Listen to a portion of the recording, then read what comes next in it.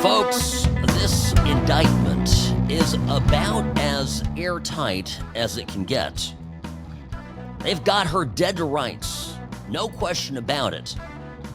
And I don't think it's going to be the only indictment. In other words, this is just the first of perhaps a couple or more that Letitia James may face. Greetings, friends, and welcome to the What's Right show, Monday through Friday, here on the What's Right Media Network. Great to be with you. As always, Sam at what'srightshow.com. Sam at what'srightshow.com is my email, at What's Right Sam on X, formerly known as Twitter. So the indictment, I've got it here. I was, when the news broke yesterday of the charges getting filed in the Eastern District of Virginia, I thought, interesting choice of venue, because I was aware, of course, that there was another set of allegations regarding a Brooklyn, New York property, which of course would be in the Southern District of New York. So I was wondering about the venue. This indictment deals with the single property, the single family home that was is located in Norfolk, Virginia. Gives the address. This is a home that allegedly Letitia James purchased, declaring it a primary residence. And by declaring it a primary residence, she was able to get favorable loan terms. There was a financial benefit. She so declared the property, and here's one of the allegations in this thing. She actually was dumb enough to not only make this statement, make this attestation that in fact this was her primary residence, but on top of that, she then submitted tax returns where she claimed this thing as a rental property. And I've got it here. This is the, she went and Letitia James went to her accountant, filed her taxes, and in those taxes claimed that this was exclusively a rental income property and was deducting expenses related to it, on her, in one of her schedules there on her return. Absolutely astonishing. Here I've got, this is the good part. In her Schedule E tax forms, under penalty of perjury, she treated the subject property as rental real estate. She reported fair rental days, and this is my absolute favorite part in this, 0 personal days. She didn't, according to a sworn statement on her tax return, claim that she never used this place. I mean, look, if they can prove this, it's open and shut. If the things that are written in this indictment, it's just 5 pages, it's very straightforward. If it's true, she's smoked. I understand we could get a Biden judge, an Obama judge, and the right jury, and they'll let her off for anything, but it's a problem. Now, what this doesn't address are the allegations in New York. Because I promised you I would download this thing and I would go through it. I started reading it after the show. I said, where's the rest? Because, one of the other referrals that was sent by the Trump administration over to the DOJ was the Brooklyn brownstone. This is the Lafayette Avenue property. It's a multi-unit property. And City Records has the building as a 5-unit building, okay? It's a 5-family dwelling. So there's a certificate of occupancy. This is something that the city keeps in its records. But the mortgage that she obtained was a 4-unit property. You might tell me, Sam, what's the big deal? 4 units, 5 units. She's buying a house. She miscounted. And the fundamental issue is once you're dealing in a more of a commercial type property, loan terms become far less accommodating. The way loans work, mortgages work is, the policies are in place to aid primarily purchasing of single family units. And if it is a multi-unit deal, small multi-unit deals that are owner-occupied. There is less risk to the bank if it's owner-occupied. There is less risk when it's not a second home. And it's obviously less risk the fewer the units are there, because every unit presents a certain risk quotient based on that tenant not paying rent. Your exposure to risk increases the more tenants you have. In a 10-unit building, for example, their risk is greater than in a 4-unit or even a 5-unit. So the banks set a threshold there for what they will loan under certain favorable terms up to a certain number of units. That's where this comes from. And she just had no problem lying on that application. Again, these are allegations, but that's what we know and what was reported. So I think there's going to be another indictment potentially in this one. This one would be, of course, in New York City. So stay tuned on this. Of course, the left is running to Letitia James's defense. They're calling this politically targeted. Now, I have an observation, kind of foundational observation to all of this before we get into the political motivations. The case that Letitia James brought against Trump was ridiculously flimsy. Remember, this is where the banks, sophisticated commercial lenders, went in and said, hey, we did our own evaluation of Mar-a-Lago and these properties. We knew what they were worth. We had no problems with this. We would do business with Trump again, da-da-da-da-da. It was also commercial lending, which is far less regulated than these, Fannie Mae, Freddie Mac loans that are consumer loans backed by the federal government. The Letitia James case against Trump was a nothing burger. And we've talked about it a lot here on the What's Right show. So this case, by comparison, in contrast to the case that Letitia James brought against Trump, is extremely simple. You don't have to be a lawyer to read this, understand it, and fundamentally get, the basis for the allegations made in the indictment. It's really plain. And I am certain many people out there have been tempted to misrepresent things on mortgages, on mortgage applications, to get a little bit of a savings. By the way, the savings that she got here, now people are asking this, what kind of savings are we talking about? Really about $17,000, $18,000 a year. She put herself at risk for $17,000 a year. Now, that's a lot of money. I get that. But it just doesn't seem worth it to be so reckless. So that's just fundamental to me, is the charges against Letitia James are very straightforward. Whereas the case against Trump was a lot of smoke and mirrors, and it was super high level and complex. Now, what does this mean? Two things. Number one, failing to get a conviction here, if the facts really are as alleged, is going to be a major scandal. Okay? A major, major scandal. So I'm going to be watching this case very closely because, of course, I think the credibility of our judicial system is really going to be tested. The other thing, I always come back to this, the Democrats have for so long had the confidence that the system would protect them that they have gotten reckless in the kinds of, I'll be charitable and call it corner cutting, but really what it is rule breaking, law breaking, things that they do.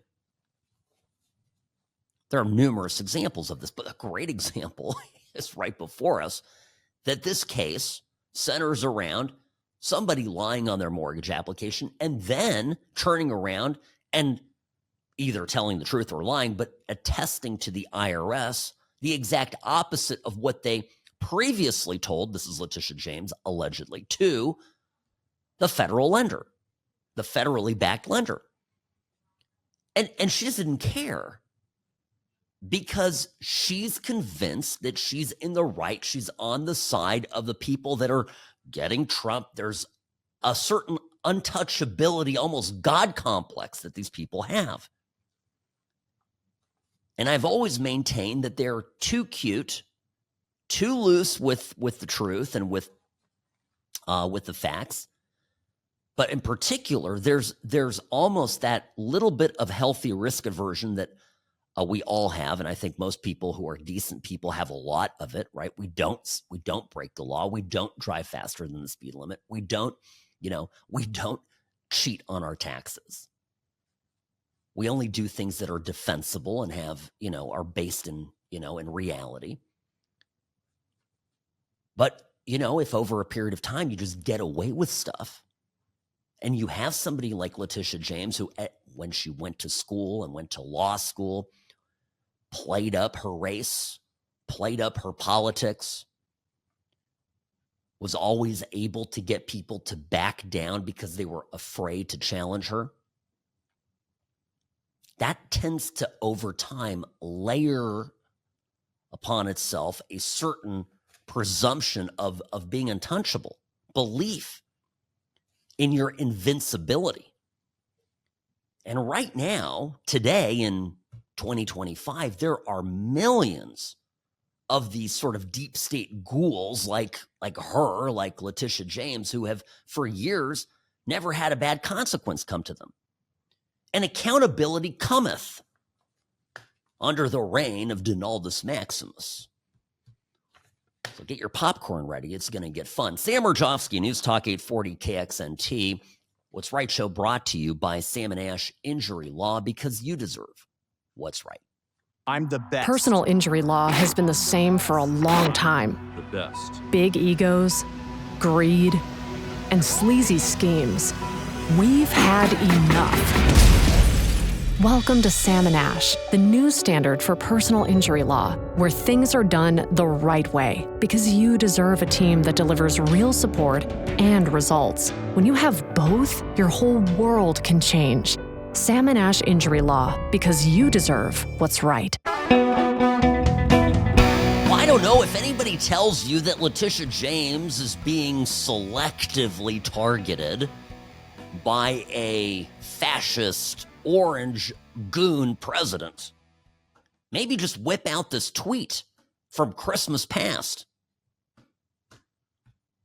Sam Mirejovsky here. Yes, I am Nevada's favorite recovering Californian, having a field day today, the day after charges were announced against Letitia James, New York Attorney General, a woman who literally campaigned.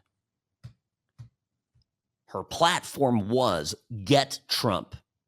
I found the man. I'm going to find a crime. I'm going to get him. She promised that to people in the election, and they voted for her. Yes, yes, yes, get Trump.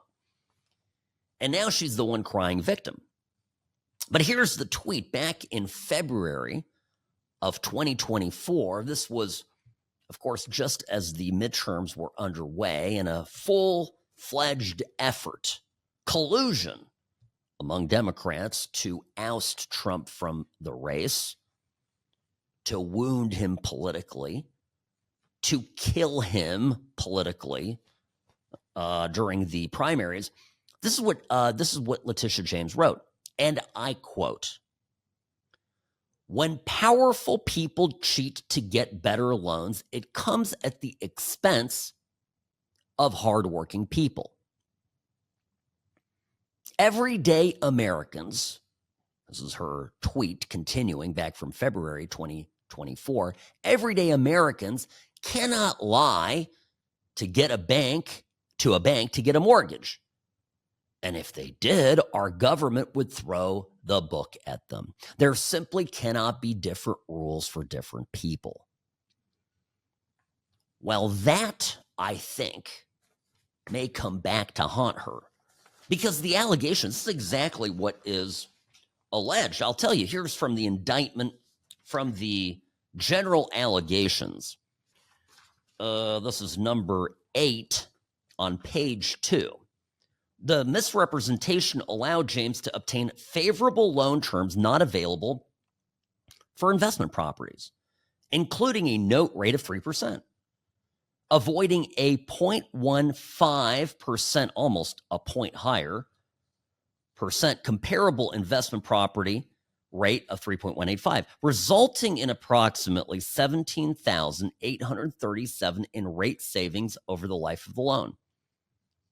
I'm sorry, earlier I said it was a year. It was over the life of a loan. It's nothing. How long was that loan? 30 years? It's even worse than I thought. Then she also got a seller credit because of this for $32.88, which was about $1,000 higher. So all in about $18,933 over the life of the loan. It's exactly what her text is saying, isn't it? When powerful people cheat to get better loans, it comes at the expense of hardworking people. Well, who's a powerful person here? I think maybe somebody who's the Attorney General of New York is pretty powerful, no? But you know what? This is the problem again. When liberals say powerful, they mean men. They mean white men. The power dynamic, male versus female, exploiter versus the exploited. That's what she means. To strike her that, she's actually part of the power establishment that's taking advantage of ordinary Americans who are all paying a point higher, 33% more in a 3% loan, right? The difference between 3% and 4% is a third. I mean, that's not nothing. Okay. So we've got that. Of course, Scott Jennings said it great last night on CNN reacting to this. Of course, I think some people were fighting him back on this. If Democrats like Slotkin are going to come out today and whine about selective prosecutions over Tish James, her entire career is built on the selective prosecution of one man. Now, I also believe what Elliot said. There's a process here. Everybody gets their day in court. Obviously, a grand jury saw enough evidence to bring charges. We don't know what they are, but a grand jury looked at this and says, okay, there's something here. She gets to go to court just like Comey, just like anyone else. But to me, it's just not going to fly to boo-hoo over selective prosecutions on this particular person who promised in her campaigns, who went after him on things, as Jonah said, that had no business ever happening, if not but for the man's last name being Trump. So I'm not going to. How is that not a two wrongs make a right argument? I'm not saying it's right or wrong. I'm saying she gets her day in court. Yeah, and by the way, the person chiming in there is Jonah Goldberg. Gosh, great embarrassment to the conservative cause, a complete traitor, intellectually, right? Just intellectually is gone. Trump derangement afflicted neocon. So, I mean, what I would answer if I was at that panel, what I would answer to Goldberg is I'd say, listen, you have to acknowledge that the case against her is open and shut, clean cut, super, super basic. And similarly, you have to understand that the case that was brought against Trump, even if you despise Trump, you have to understand it was not a clean-cut case, and it's getting eviscerated now as we speak in the New York Court of Appeals. Even the liberal judges on the Court of Appeals in New York are looking at it going, what the hell is this? I wouldn't be surprised if the whole thing is thrown out. So stay tuned on that, by the way. The greatest irony will be that the Tish James case against Trump gets booted. Meanwhile, her case moves forward. But then, of course, was the different ways that this was treated, and we'll get to that if we've got time. I mean, it's the way that the media talked about Trump's case, the charges against Trump. Oh, this is so serious. This is so serious. And then now, when it comes to Comey, when it comes to Letitia James or whoever comes later, oh, it's nothing. This is blown out of proportion. It's political. This is everything. It's such a load of bunk. Sam Mirejovsky, What's Right Show, brought to you by Sam & Ash Injury Law. Back in a moment.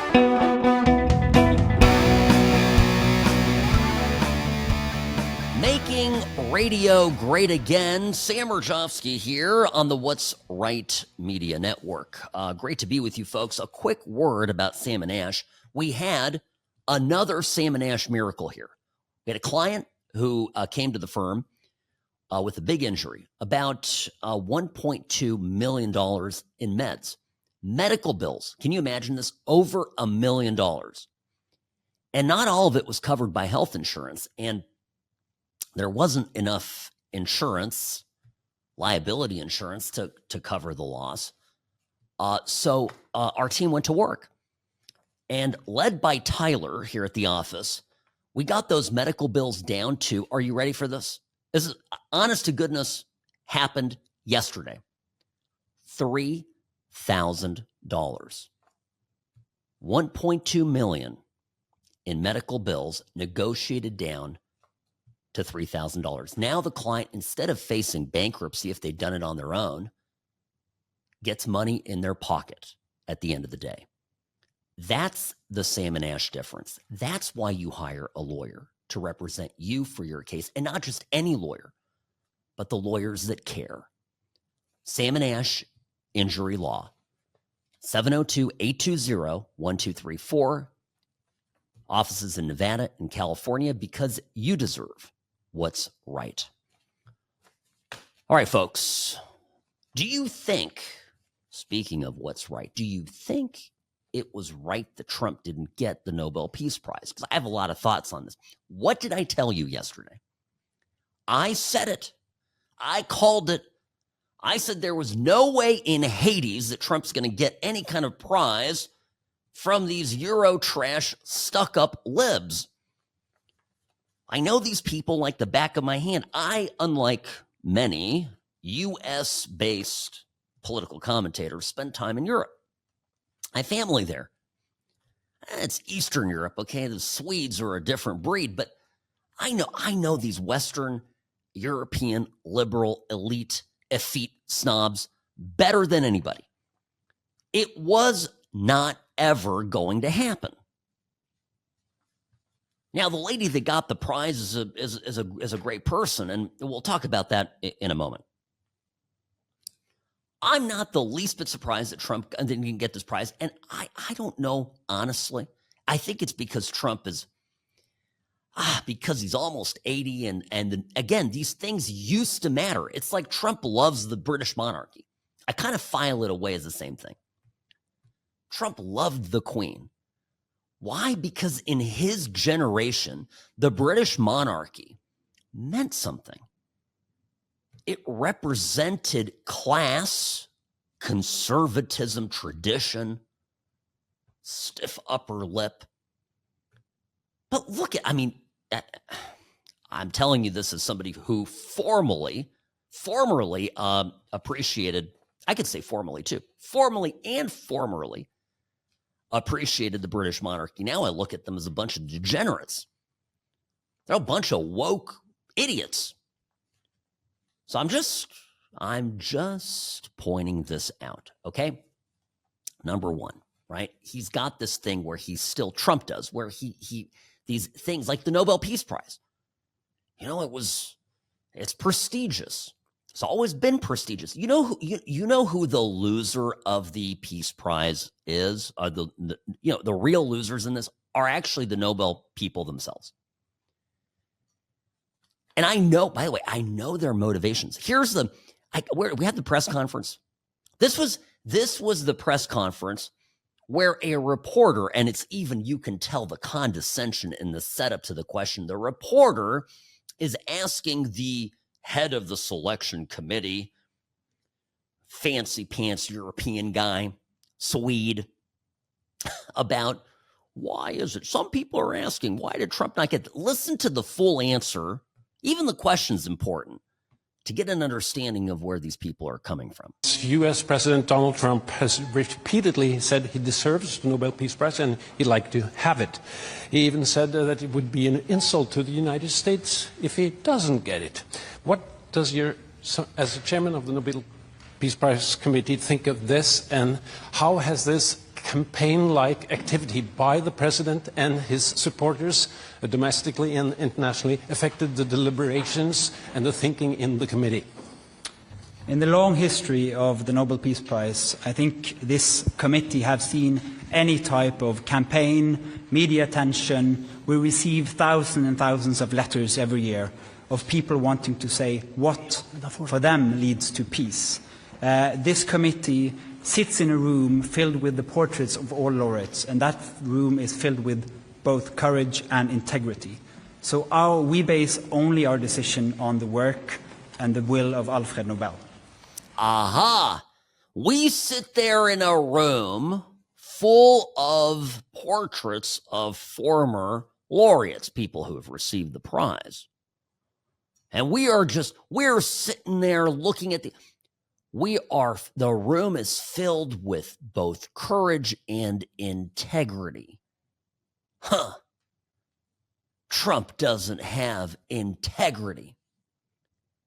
Now, if they had people in the room with unassailable credentials of honor and integrity and courage and all this crap, and I would say, all right, those are some pretty, august, upstanding people. But the minute they gave this thing to Barack Obama for getting elected,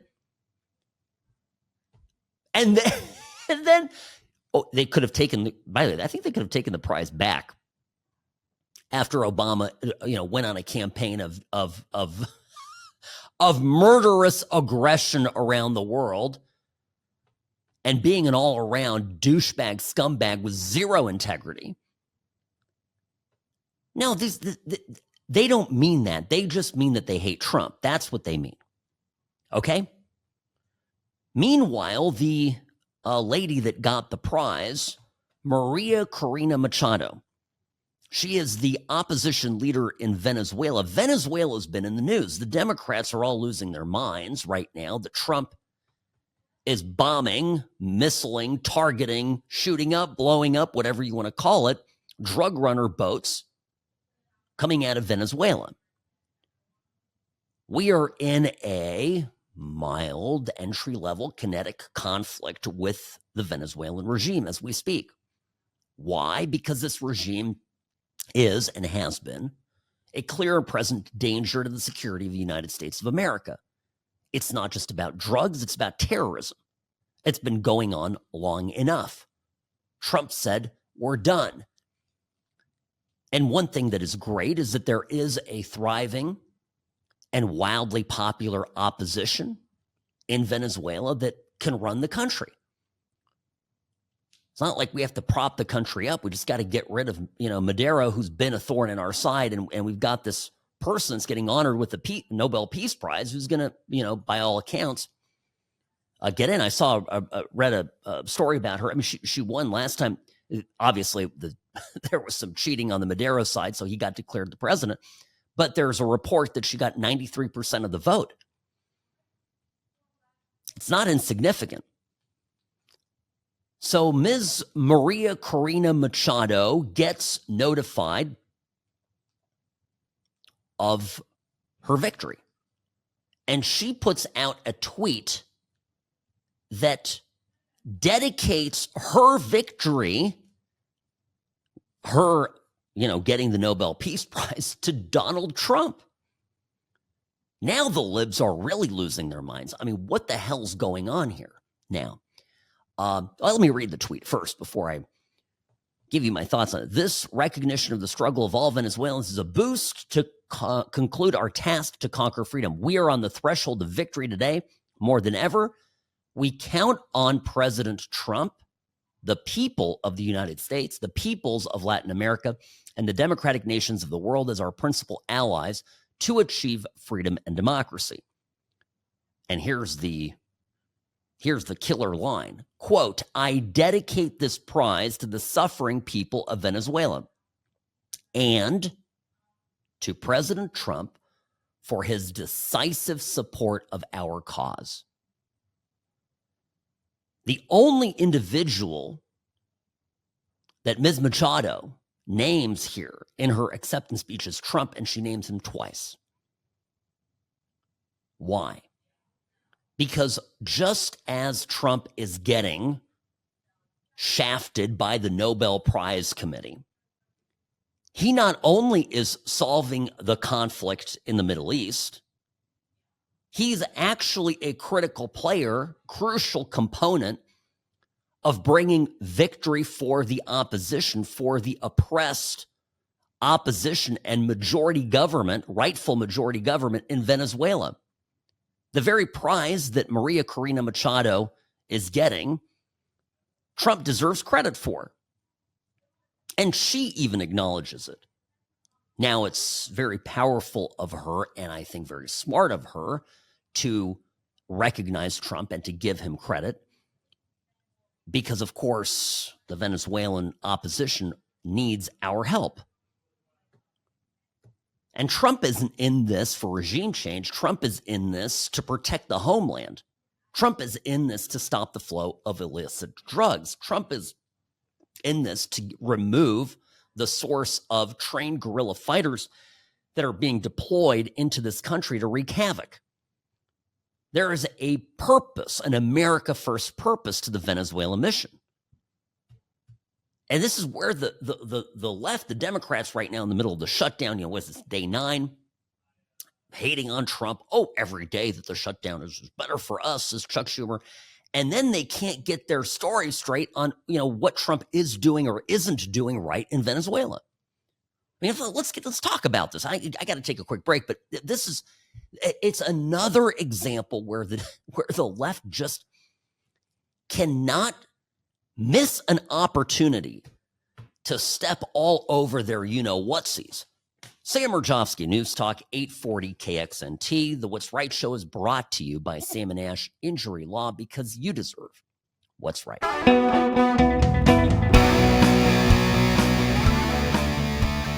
Here's the rule of thumb, folks, for 2025. There's one rule that if you follow it, if you know it, you basically can predict how things will go. Democrats in 2025 will never miss an opportunity to be on the wrong side of an 80-20 issue. That's the rule. Sam Mirejovsky, News Talk 840 KXNT. I have to say, okay, we were talking about Venezuela. There was the Venezuelan opposition leader got the Nobel Peace Prize.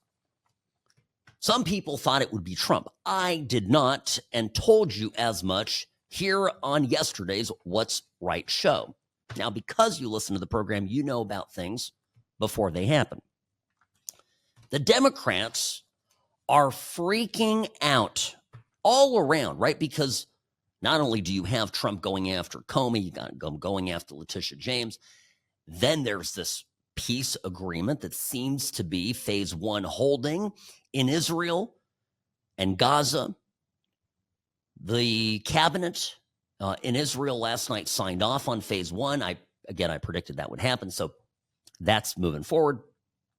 And of course, how can Trump be the peaceman? How can Trump get credit? And they're all just in conniption fits over this. Plus, at the same time, you have, it's everybody. It's Cenk Uyghur. It's a bunch of commentators. But he's blowing boats up in Venezuela. What is this? Blowing up boats in Venezuela. What is it? And the person who got the Nobel Peace Prize, who the Democrats are all excited about that she got it. Aha, it wasn't Trump. It wasn't Trump.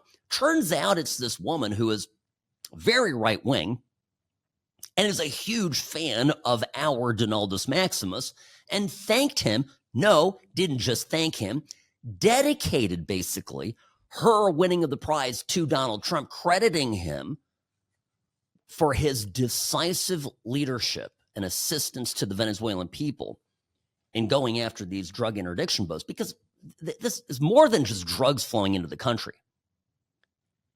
It's more than just your kids and my kids being at risk of fentanyl poisoning. It's also the lifeline for a rogue regime. They are engaging, the government is engaging in drug running because it's a means of obtaining hard currency. A lot of people don't mention this. Now, I told you about my rule for 2025, the 80-20 rule. Well, it's not quite 80-20, but Americans overwhelmingly back Trump's plan, his action on striking these drug smuggling boats. It's 71-29. Among Republicans, it's almost 90% support. Independents, 67%. Even Democrats, 56% support it. So what do you have? You've got Democrats left and right complaining about it. Here's Tim Kaine the other day on his social media account. Tim Kaine complaining that there isn't congressional authorization for it. You don't need congressional authorization for this, and I'm know a little bit about the Constitution. President Trump now 4 times has used the U.S. military to attack ships in international waters in the Caribbean, claiming that these ships are carrying narcotics. In a couple of instances, there was some evidence to suggest that. In at least one instance, it's unclear that the ship was carrying narcotics. The bottom line, there has been no congressional authorization for military action of this kind. And the president, we believe, does not have the unilateral authority to start a war like this against organizations and cartels without a congressional vote. Okay. Whoa, Trump can't do this. But I'm telling you, I've seen it all over the place. The Democrats are just steaming over it. Yet it is a wildly popular issue among the American electorate. And it should be, because there's one thing that most people agree on, anybody logically, that we need to bring back the drug war. We got to do something. You can't walk in an American city without seeing fentazombies either passed out or, bombed out of their minds, screaming, shouting, spitting, urinating all over everything. It's not just mental illness, it's drugs. And every time we send I have, 2 teens and 1 preteen who already thinks she's 21, who, go to high school parties, go to places. I'm terrified, like many of you are. My kids are good kids. I've taught them, like, I can't tell you, I hate the conversations that we have to have. Literally, my wife and I have to sit our kids down and go, one thing that you take from someone that you're not sure what it is, even a puff of marijuana, if it's laced with fentanyl, you are gambling with your life. And I have to look at my kids. These are the conversations that we've had over and over. I look at my kids and I can't even begin to tell you what it would do to us if you died.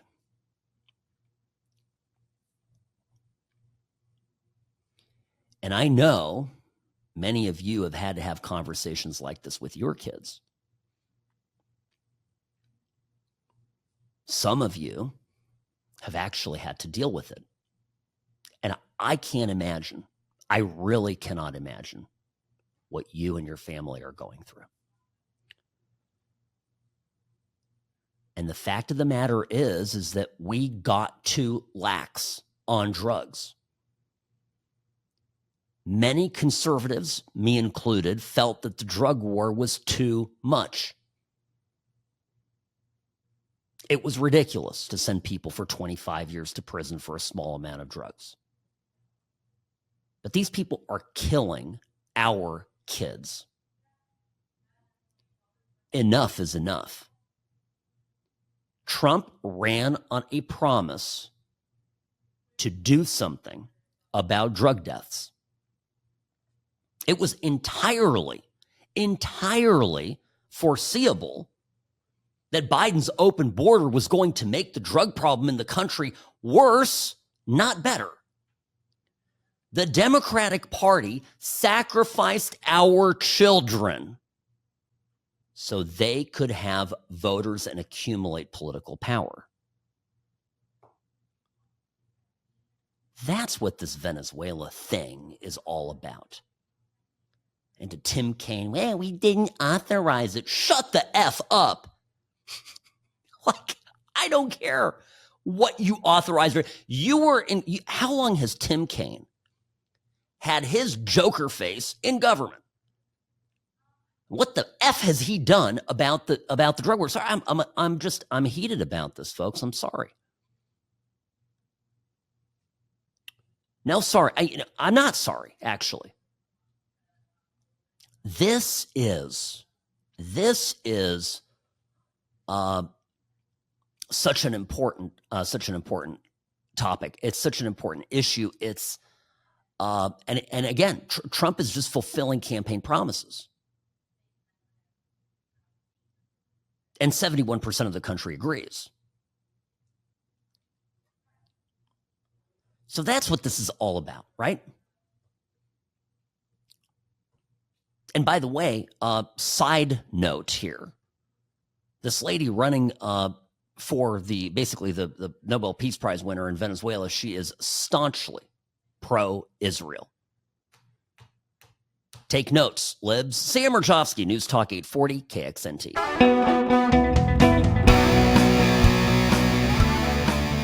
Rarely wrong, always right. Sam Mirejovsky here behind the What's Right microphone. Greetings, friends, and welcome to the program. Sam@what'srightshow.com is my email. @what'srightsam on X, formerly known as Twitter. This hour of the program brought to you by Sam & Ash Injury Law, the only law firm to trust with your injury case. Offices in California and Nevada, 702-820-1234. That's the bat phone. That gets you straight to Ian and his team to talk to you about your case. So that's the number, 702-820-1234. Sam & Ash Injury Law, because you deserve what's right. Now, I watched a little bit of this debate last night in Virginia, and before I get to that, you got to repeat the fact that the Democrats simply don't care about what Jay Jones said, about what he wrote. In one of the biggest political stories of the month so far, that Jay Jones, a man running for the Attorney General, top law enforcement officer, mind you, of the state of Virginia, of the Commonwealth of Virginia, had written in texts and had said on the phone to a colleague, a friend of his, that he wanted to see a political opponent be murdered in a hail of bullets together with his young kids, who were 2 and 5 at the time. He called the kids little fascists. It's so beyond the pale, and it's so disgusting, and it's especially awful after 2 failed assassination attempts on Donald Trump, the murder on live stream of Charlie Kirk, and other acts of left-wing political violence that simply are not acceptable.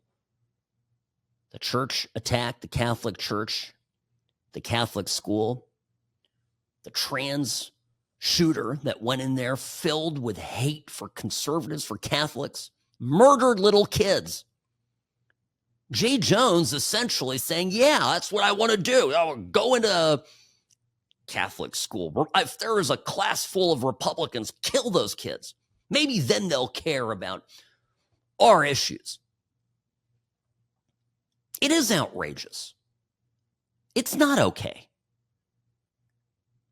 But what you have to understand is that every Democrat that isn't saying boo about it is a Democrat that is existing currently in social circles, professional circles, political circles, among people who talk this way,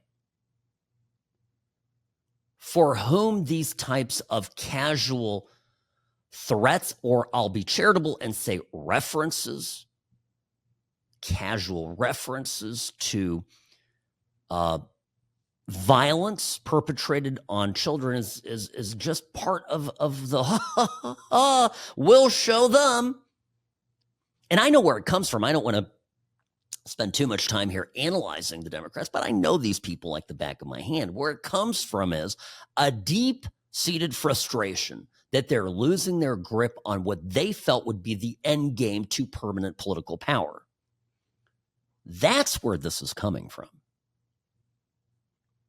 So frustrated by the fact that they're not getting anywhere, frustrated that they've lost this last election, frustrated that they got the Hillary Clinton thing wrong, frustrated that everything that they did to get Trump didn't work, they're now resorting to violence. And okay, I think that's all pretty obvious. But it doesn't make it okay. These people are mental. They need help. But they certainly don't need to be anywhere near positions of power. They will be dangerous in those positions of power without question. So that's the situation in Virginia in a nutshell. And so last night there was a debate between Abigail Spanberger and Winsome Earl Sears. Spanberger basically got there and was challenged a number of times to basically stake a position on Jay Jones. And she wiggled and contorted and obfuscated and just wouldn't do it. She said they were abhorrent. I guess at some point that was her statement, and that was it. And she, by the way, she at one point tried to say it was all the fault of the people that withheld these texts for years. That's the issue. That it didn't come to the forefront sooner. Imagine blaming the person that was subjected to these vile, disgusting, violent texts. How dare they hold on to them until now? I didn't hear an answer there on the endorsement issue, so I want to just make sure. Will you continue to endorse Jay Jones to be the next Attorney General of Virginia? And were you aware of these text messages before they released? You have 30 seconds. In fact, it appears that it was those who released the text messages and held them for years. So the public was unaware who had knowledge of these text messages for many years. What did you do about it? I learned of these text messages the day that they came out, and I denounced them as soon as I learned of them. She denounced this murder. And importantly, at this point, as we move forward, the voters now have this information that was withheld for them, you're running to presumably for political please. Reasons. But the voters now have the information, and it is up to voters to make an individual choice based on this information. They withheld this for years, and that's really a problem. And so now voters have a decision to make based on this new information. Thank you very much for listening. That is the position of a lady that wants to be the governor of the Commonwealth. That's really something. It's not a difficult answer. Yeah, this is despicable. But no, the Democrats protect their own. Isn't it funny how we just fold as Republicans? And the fact of the matter is, when allegations came out, let's say something a little bit different. George Santos, right? And George Santos, the congressman from Long Island who basically made up a bunch of stuff, everything about himself. He was just a fraud. Funny guy, super smart guy. And I have to believe genuinely conservative. I think he was sincere in his political beliefs. But what do I know? I mean, the guy was just a complete phony. And Republicans, he got indicted. Republicans censured him and kicked him out of the House. You think Democrats do this kind of thing? Now, I still on some level believe that we have to be better. But why would we play by the rules of common decency when they refuse? kind of kneecapping ourselves, right? Spanberger just kept, this is Abigail Spanberger, congresswoman who's running for governor. The governor, the Republican governor, Youngkin, is termed out, so he's done. So here's how it continued. To the great credit of the moderator of the debate, she wouldn't let Spanberger get away with this and sort of kept pushing her. Okay, so this was the follow-up to basically that non-answer. Ms. Spanberger, I understand what you're saying about the voters, but for you yourself, do you still continue to endorse Jay Jones? 15 seconds, yes or no? We are all running our individual races. I believe my opponent has said that about her lieutenant governor nominee. Ms. Earl Sayers, and it's up to every person to make their own decision. I am running my race to serve Virginia, and that is what I intend to do. Thank you, Ms. Spanberger. We just want to clarify, what you're saying is that as of now, you still endorse Jay Jones as Attorney General. I'm saying as of now, it's up to every voter to make their own individual decision. I am running for governor. I am accountable for the words that I say, for the acts that I take, for the policies that I have put out. Thank you. I am responsible for the policies I put out and the work I will endeavor to do tirelessly for the people of Virginia. I mean, I see a lot of people sounding off on this. Even middle of the road, sort of the Greta Susteren types, Van Susteren types, kind of middle, Brit Hume types. Not MAGA people, right? But not libs either. Centrists. And the centrists today are all saying, how is it? Who's giving her the advice to do this? This is terrible. These non-answers are doing her more harm than good, blah, blah, blah, right? What would be the harm? In other words, giving her the advice that she should have, Ms. Spanberger should have up on the stage gone, yeah, you know what? This was abhorrent. I think it's disgusting, and I don't want anything to do with this guy. Now let's talk about me. And the reason she can't do this is because she would lose Democratic votes if she did.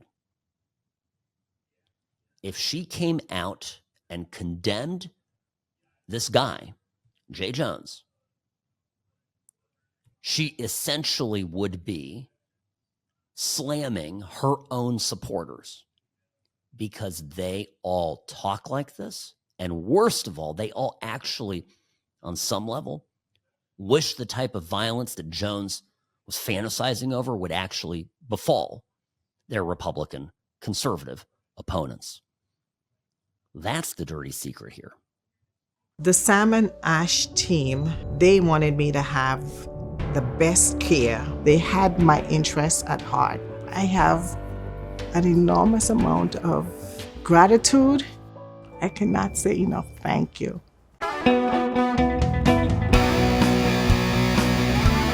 Hi, welcome back. Sam Mirejovsky here behind the What's Right microphone, and welcome to the What's Right show, brought to you by Sam and Ash Injury Law. So this race in Virginia, very closely watched race for governor, Republican there in the race behind the Democrat. The Democrat made waves yesterday, and I'm talking about Abigail Spanberger.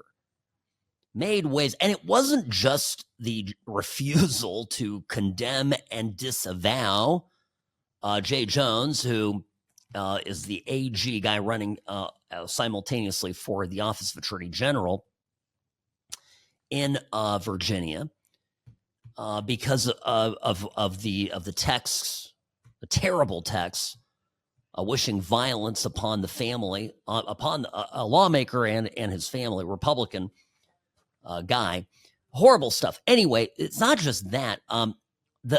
She got asked, Abigail Spanberger, if she would rescind the Youngkin administration, because Virginia has a Republican governor now, if she would rescind his administration's policies requiring boys and girls to use bathrooms aligning with their biological sex. So No trans people, going around different bathrooms, all that kind of stuff. In school for young kids, right? That was the question.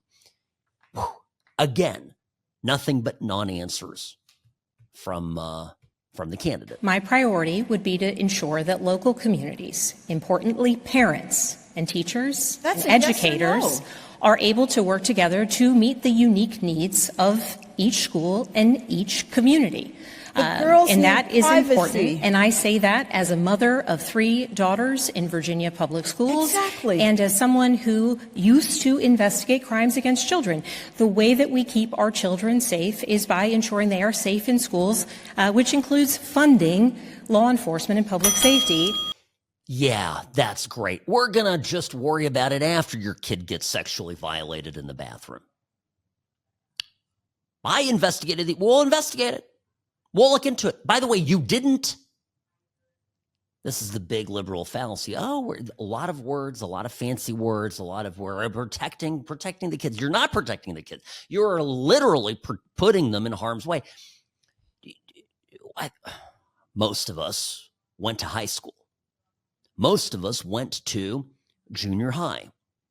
Most of us remember that age where things started, getting development occurred and things began happening with the opposite sex and boys' bathrooms, girls' bathrooms. Can you imagine? So I'm trying to picture it. I'm trying to picture a universe where, a boy in my middle school, let's say, when I went to Rancho San Joaquin Middle School in Irvine, California, picturing we had, these kind of jackass kids who would go, yeah, I'm going to do something. I'm going to be a girl. I'm a girl now. I'm going to go to the girls' locker room for PE. Totally. I know that I'm certain handful of guys my year would have done that. Unless you unequivocally say, no, that's not acceptable, you're going to have that. And that's what the whole trans bathroom debate is all about. It's so fundamentally anti-feminist, anti-woman, anti-girl. As a parent of 2 daughters, it infuriates me that this is even still a debate, but the libs are hanging on to it. At their peril, might I add. But the powerful moment in the debate, and this election's being closely watched because, of course, the Democrats are desperate for a win, and the Democrat is ahead. Winston Earl Sears is not proven to be a super strong candidate, and Republicans are lagging in the polls a little bit. So with early voting, it's not going to be won on Election Day. If we learned anything from the last 2 cycles, Republicans do best when they vote early. Go out and vote. So everybody's watching this race, but the moment that is getting blasted all over the internet and all over the networks is this particular point where they're talking about Jay Jones and the terrible text that he wrote. And the Republican, Winston Earl Sears, really makes an impassioned plea to her opponent to see the humanity in this. And she personalizes it. It's a great bit of oratory debate work here, in my opinion. I'm wondering why my opponent won't say beyond it's abhorrent and disgusting, why she won't say it is not okay and that he must leave the race because Jay Jones advocated the murder, Abigail, the murder of a man, a former speaker, as well as his children who were 2 and 5 years old. You have little girls. What would it take him pulling the trigger? Is that what would do it? And then you would say he needs to get out of the race? Abigail, you have nothing to say? Abigail, what if he said it about your 3 children? Is that when you would say he should get out of the race, Abigail? You're running to be governor. And the entire time, this is, I think, the worst part of it. And it's obviously, this is the radio. Unless you've got the Sam Cam going on, you don't see it. Abigail Spanberger, like some sociopath, is staring straight ahead with a little smirk on her face. Smirking through this whole thing. This is how untouchable the left feels. I wonder what Abigail Spanberger says in private about her political opponent in this race. Benny Johnson today, he's a political commentator, conservative guy, under threat by some crazy lunatic who's basically saying the same thing that Jay Jones is saying. A guy was arrested, and Benny Johnson down in Florida was in part of the press conference there announcing the arrest, and these were his remarks, very powerful. You might want to say another left-wing radical, another extremist. And to that, I would like to direct your attention to the state of Virginia, where Democrats have nominated and are about to vote for the chief law enforcement officer in that state, a man who has done the exact same thing. An individual who's calling for the assassination by bullets of Republicans that he disagrees with. The killing of their children. The slaughtering of, as he says, little fascists. Are my 4 innocent, beautiful children little fascists? That's exactly right. Are my kids the little fascists? What about mine? What about yours? These people are scary. They want us dead. And they're not even apologizing for it. Sam Mirejovsky, News Talk 840, KXNT.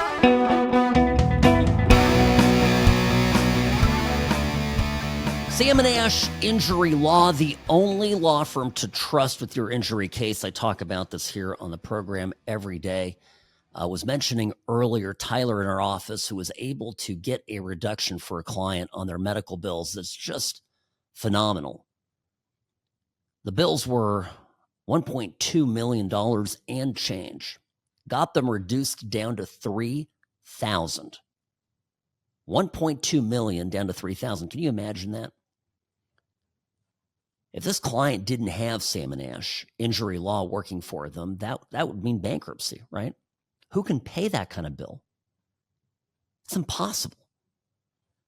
The most insurance policies out there, you get into an accident, you hope there's enough insurance to cover your losses. Very few people rolling around with, giant multi-million-dollar insurance policies. This client would have been upside down on their case. Instead, with that kind of work by Tyler and his team, this client gets money in their pocket. That is the Sam & Ash difference. That's what we do. Sam & Ash Injury Law, the only law firm to trust for your injury case. Offices in Nevada and California, 702-820-1234, 702-820-1234, because you deserve what's right. Now, friends, this shutdown is starting to accelerate here some circumstances. The big news today, if you're not aware, is that the rifts have begun. So announced via tweet this morning by Russ Vought. Russ is the head of the OMB. He is Trump's slicer and dicer. Now, what are rifts? What are rifts? These are the reduction in force. Basically, the downsizing, right? Involuntary firings of federal employees as a consequence of the October 1 shutdown. The government is shut down, and now Trump is within his rights with greater authority. The executive branch of government is to begin to pare down the government. Now, this is sort of the game of chicken with the Democrats, because the Democrats are still counting on the Republicans to blink. Now, I don't know. I just simply don't see the Republicans doing it at all. And I think right now, as we speak, as of today, the Republicans still have the messaging advantage over the Democrats. They also are in a better position because most of Trump's activities, his agenda's already been funded through the One Big Beautiful Bill. Do you see funding ending for ICE? Do you see ICE reducing its operations? I don't. Now, there are some real life problems like air traffic controllers and the military not getting paychecks.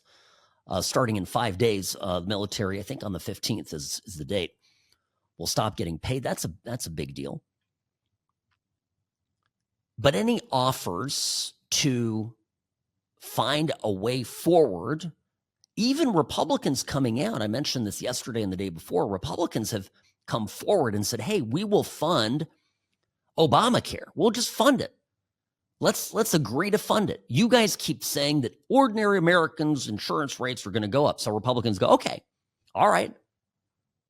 We'll pass a temporary spending measure that funds people's health insurance. Democrats won't go for it because they want to hold hostage Americans' health insurance so that they can get political concessions from the Republicans. That is how messed up this is.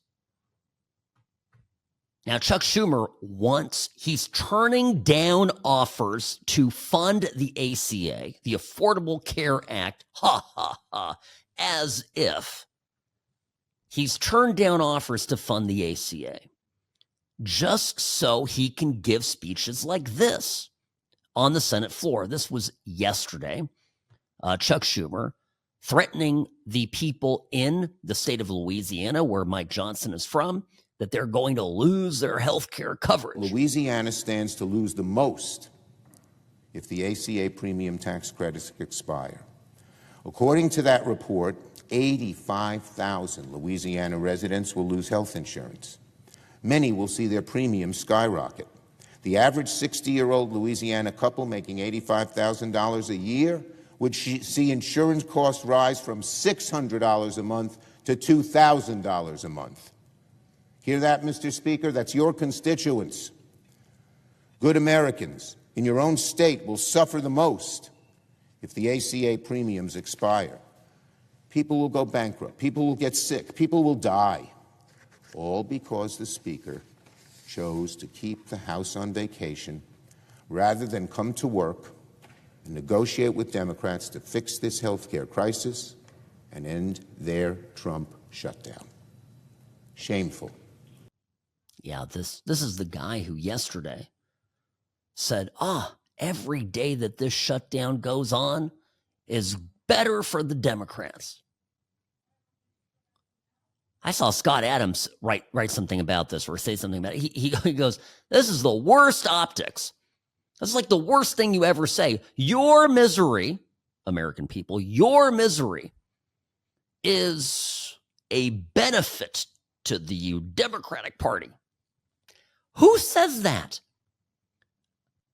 Only has-been losers like Chuck Schumer. And to that end, Mike Johnson got into that this morning on Fox News. Fox and Friends went on and said Democrats are playing politics with people's lives. The ball is in the Senate's court. That's where the duty must be done now. But Chuck Schumer and the Democrats are playing politics with the lives of real American people. He's getting accolades right now from the far left. That was the whole objective. They had to appease the Marxist base of the Democrat Party, and so they picked this fight right now. It is absurd. As you know, the measure that we sent over there 3 weeks ago is a clean CR. It is 24 pages in length, the bare minimum necessary to keep the lights on so Congress can continue to do its work. They shut it down. It's on them. For counting yesterday, the Democrats have now voted 8 times in both chambers to stop the payment of checks to troops, federal workers. We have 2 million civilian employees that will not be getting paid now, and 1.3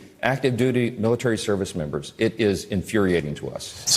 Go ahead, Ainsley. Thank you, Lawrence. So how do you react when you hear Chuck Schumer saying every day gets better for us? What about the people who aren't getting paid? What about the women who are here while their husbands are deployed? What about people who are trying to go on vacation or go away for the holiday weekend and their flights are delayed or canceled? How is that better for everybody? Real harm to real people, and we're hearing it from our constituents. The House Republicans right now are in their districts working, trying to help people through this crisis. Yeah, this is absolutely horrendous. And he's right. This is the game that they're playing. I think it was it Susan Collins? Susan Collins or Lisa Murkowski, one of the Rhino Republican babes in the Senate, came out the last 24 hours and basically said, yeah, I would consider the extension on the ACA on Obamacare to see to it that funding would go. Yeah, I'd consider that proposal. And it completely undercut Hakeem Jeffries, because Jeffries was the one who was dunking on the Republican congressman that found him in the hallway and said, hey, let's do this. You're concerned about people paying their bills. You're concerned about people's rising health insurance. Let's put a temporary payment here in so we can reopen the government and fund the ACA portion of this. We can debate illegals, whether they get money or not, later. But no, the Democrats don't want to do this. And the reason I know that it is actually a legitimate proposal, that one that Hakeem Jeffries was like, oh, I showed him that, what was it? Harlem Hakeem came to play. The reason that I know that Harlem Hakeem or, Beltway Hakeem or whatever, that he's just stunting is because even the rhinos are saying, yeah, this is a good idea.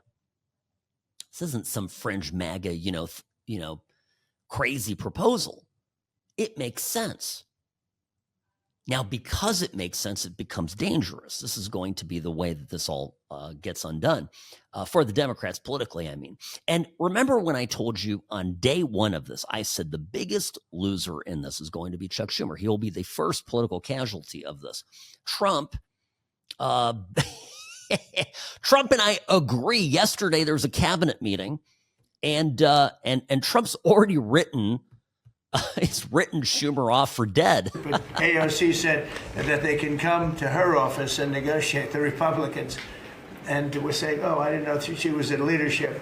But she's taking Hakeem Jeffries' place, and Schumer's afraid that she's going to run against him. And right now, I don't know, he can change. Life is crazy, right? But right now, he can't beat, I don't think he can beat anybody.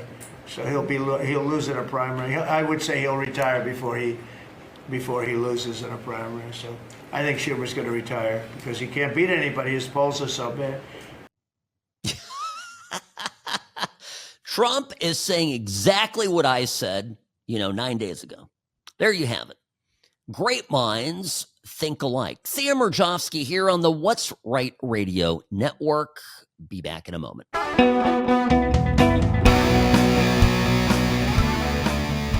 I was on my morning walk and I had this thought. I have to share this with you folks. Sam Mirejovsky here behind the What's Right microphone on the What's Right Media Network. Welcome to the show. Okay.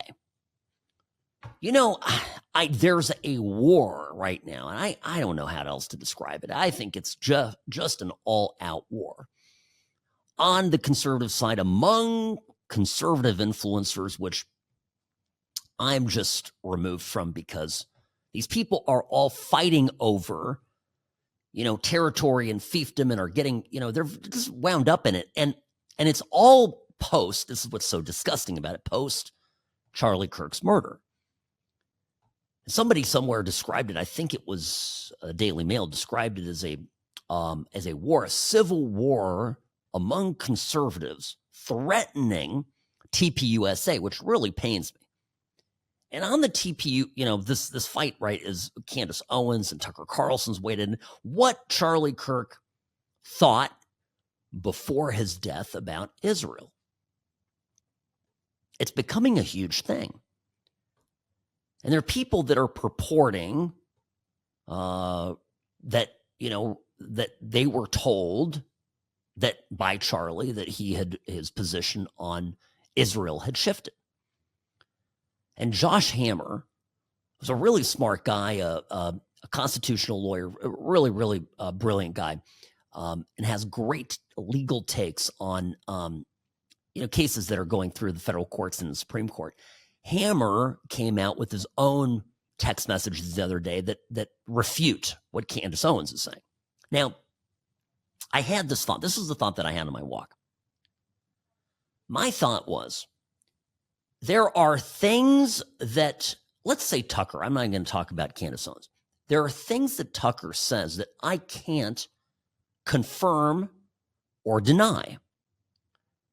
Right? This is one of those things, right? I didn't have a text from Charlie Kirk, 3 minutes before he was shot. I don't know what he was thinking. I wasn't close to him. Many people were, and they seemed to be in some state of disagreement over what his positions were. Now, it bothers me that we're publicly fighting so soon after his death, and that we're being, almost petty about it. But the thought that I had is, there are things that Tucker Carlson has done, where I can take issue with it, and I can prove to you dispositively that what he's saying is nonsense. And the thought that came into my mind was, and I know I talked about this last year when it happened.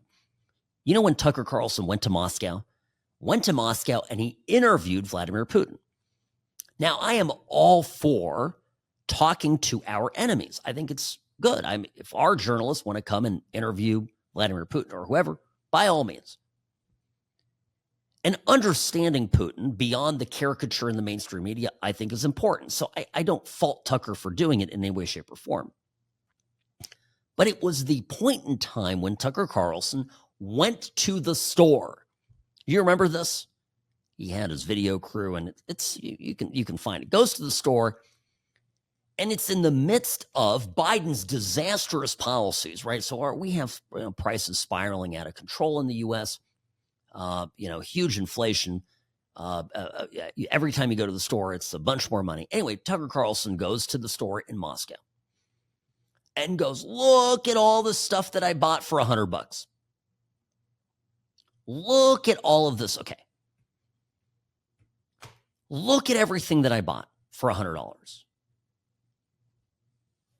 And he doesn't acknowledge in that conversation that the median pay in Russia, even in Moscow, is a fraction of what it is here. Right? We understand basic economics, right? That the prices of goods are relative to people's ability to pay.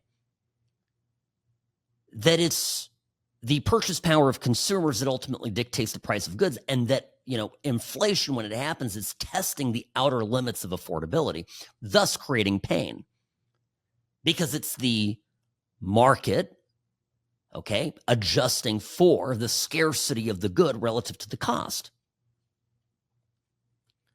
So this is, and so I just come back to that. And my point is, no one out there is unassailable. Tucker Carlson's a brilliant guy. He's proven himself to be a capable communicator. He's a beautiful, beautiful writer. I think he's very talented. But some of the stuff these people say is nuts. That was nuts.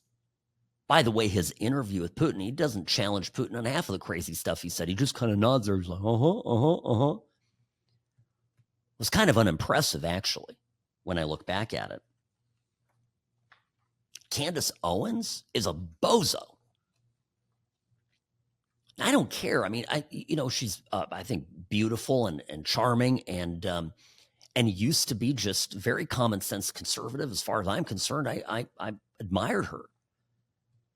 So there's some disappointments that I'm wrestling with. I don't know about you, but I'm wrestling with. And I had something similar, more locally here in Las Vegas happen. And those of you that are outside of Vegas, this is not too inside baseball. But I have to mention this because it's sort of a thing that we as conservatives need to do better than the left. Now, what do I mean? I've mentioned this before. I thought I was done with the topic, but we have this guy that has a restaurant, several restaurants actually, in Las Vegas, and he's a liberal guy. I know him. We're friends. Very palms up about this. When Charlie Kirk was shot and killed, assassinated in September, his name is James. James Trees wrote some stuff on the internet, on Facebook. I didn't see it right away, or I would have strangled him right then and there. But it was just not good stuff, right? It wasn't as awful as some of the stuff you've seen, but it certainly was not appropriate. Once I saw it, I called him out on it. A lot of people called him out on it. He apologized. Well, the latest conflagration is that something surfaced on the internet about an Antifa rally in downtown Vegas in the Arts District. And this Antifa rally was, there's a poster, and it was kind of F the cops, right? No cops, no ICE, fist in the air, all the crazy, Antifa stuff. And the poster said, meet at, gives a time, gives a date, right? At Esther's Kitchen, which is James Tree's restaurant. And this thing gets blasted out there over the internet by conservatives, many conservatives, who didn't take the moment, I'm give everybody benefit of the doubt, didn't take the moment to verify and confirm that it's just a landmark in the Arts District that this crazy Antifa group chose to meet at that corner, which, is a prominent corner in this part of town in Las Vegas. And Trees had nothing to do with this. James didn't, actually, he invited, the day that rally was happening, he invited, or it was really a protest, he invited the police to stage out of the back area behind his restaurant. And he fed them. He's got good friendships with, listen, not all liberals, hate the police or Antifa. And my perspective is, I'd rather, when I have friends and people that I know that I disagree with, I'd rather win them over to our side. And I think you and I, we have to be very careful to not exaggerate facts. And when we find out new facts, to correct ourselves. And I try to do that here on this program. So I want to share that with you, because I think everybody's just trying to get their clicks. And the more outrageous of a thing that you put out there, Candace Owens, great example, Tucker starting to do this. And some of us here in Las Vegas, some people are doing this, getting the clicks, getting noticed just for the sake of the buzz. We lose the truth, and we should always be guided by the pursuit of truth. Have a great weekend. I'll see you Monday.